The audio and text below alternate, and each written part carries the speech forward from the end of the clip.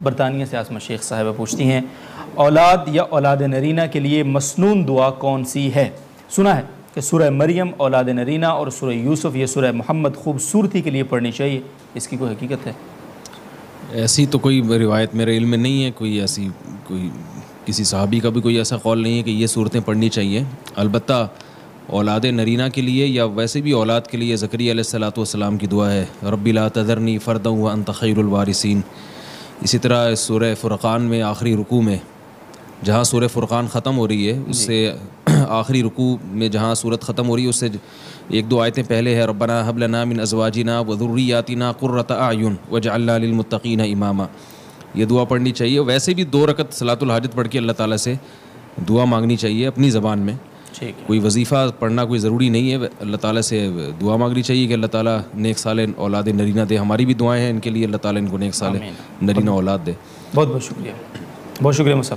ویسے آپ نے یہ تھوڑا سا وظیفہ بتا دیا، ورنہ جتنے وظیفے آج تک آپ سے پوچھیں آپ نے یہی کہا نہیں، ایسا بس خود سے۔ زکریا علیہ السلام کو جو بڑھاپے میں اولاد ملی ہے، تو کیا آپ یہ سمجھتے ہیں کہ انہوں نے بڑھاپے میں دعا مانگی تھی صرف؟ ظاہر ہے وہ تو ساری زندگی مانگتے رہے ہوں گے نا بھائی۔ زکریا علیہ السلام کو اولاد کی خواہش تو اسی وقت سے تھی جب سے ان کی شادی ہوئی تھی، اسی وقت سے اولاد مانگ رہے تھے کہ مجھے اولاد چاہیے، مجھے اولاد چاہیے، میرا والی وارث چاہیے، میرا والی وارث چاہیے۔ لیکن پوری زندگی دعا قبول نہیں ہوئی، مگر آپ مایوس نہیں ہوئے۔ بھائی ہمارا کام ہے مانگنا، مانگتے رہے مانگتے رہے مانگتے رہے مانگتے رہے، لیکن اللہ کی عادت ہے جب دیر سے قبول کرتا ہے نا تو پھر میں نے بتایا نا سود بھی لگتا ہے، جو حلال سود ہے سود بھی لگتا ہے۔ اللہ نے دیر سے قبول کی مگر پھر ایسا بیٹا دیا جو سب پہ بھاری، کہا کہ پھر ایک بیٹا ملے گا مگر وہ سب پر بھاری ہوگا۔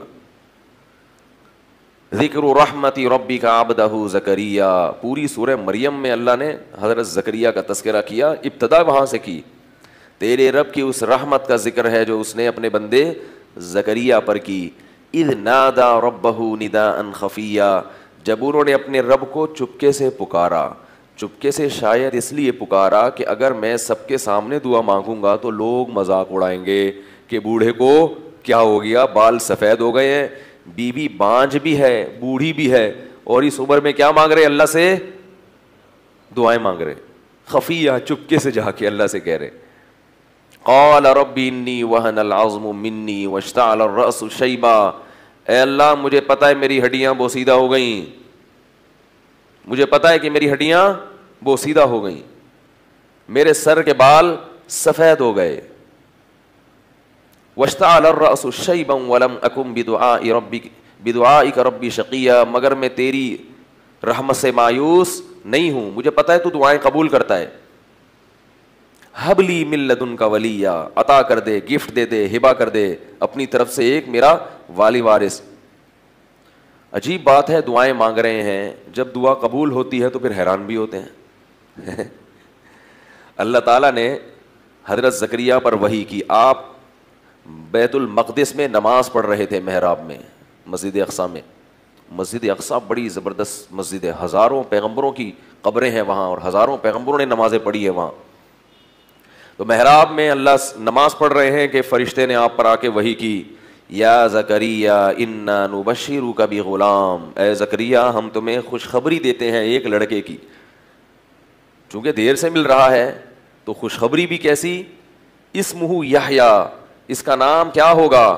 یحییٰ ہوگا۔ اللہ نے پہلے سے رکھ دیا کہ اب جب گفٹ مل رہا ہے تو پھر تحفہ ایسا ہو کہ خوش تو ہوں۔ لم نجعل له من قبل سمیا، اے زکریا اس سے پہلے اس نام کا کوئی بھی دنیا میں نہیں گزرا۔ اب جب خوشخبری مل گئی، قال ربی انا یکون لی غلام، اے اللہ میرے کہاں سے بیٹا پیدا ہو جائے؟ وہی پھر مانگ کیوں رہے تھے؟ میرے کہاں سے بیٹا پیدا ہو جائے گا؟ میں تو بڈھا ہو گیا، وامرأتی عاقر، اور میری بیوی کیا ہے؟ بانجھ۔ جوانی میں بانجھ ہوتی ہے تو اولاد نہیں ملتی، اب تو بوڑھی بھی ہو گئی، اب کیسے اولاد ہو جائے گی؟ قال کذالک، فرشتے نے کہا اللہ کی طرف سے ایسا ہی ہوگا۔ قال ربک، تیرے رب نے ایسا ہی کہا ہے۔ وقد خلقتک من قبل ولم تک شیئا، اے زکریہ اللہ نے تجھے بھی پیدا کیا ہے، تو کچھ بھی نہیں تھا، کچھ بھی نہیں تھا، عدم سے وجود میں لے آیا. تو بوڑھوں کو جوان کر کے اولاد نہیں دے سکتا. حضرت زکریہ کی اللہ نے دعاؤں کے مختلف الفاظ ذکر کیے. لا تذرنی فردن، اے اللہ مجھے تنہا نہ چھوڑ. مجھے دیکھو زکریہ علیہ السلام اکیلے نہیں تھے، بنی اسرائیل تھے آپ کے ساتھ ایمان لانے والے، مگر اولاد نہ ہونے کو تنہائی سے تعبیر کیا ہے. یہ بات سمجھ میں نہیں آتی تو گوروں کو جا کے دیکھو، سب کچھ ہے مگر بڑھاپے میں تنہا زندگی گزارتے ہیں. آپ کی تنہائی آپ کا اہل و عیال، آپ کا خاندان دور کرے گا. دوست احباب تنہائی اور وحشت کو دور نہیں کرتے. تو یرثنی و یرث من آل یعقوب، اللہ فرماتے ہیں کہ ہم نے کیا کیا، زکریا علیہ السلام کو کہا کہ آپ تو کچھ بھی نہیں تھے اور ہم نے آپ کو پیدا کیا، تو بڑھاپے میں اولاد نہیں دے سکتا. اب اللہ کی طرف سے خوشخبری جب آ گئی نا، اتنے خوش کہ جلدی، کہ اب جلدی چاہیے. اللہ کی نعمت ہے، جلدی چاہیے.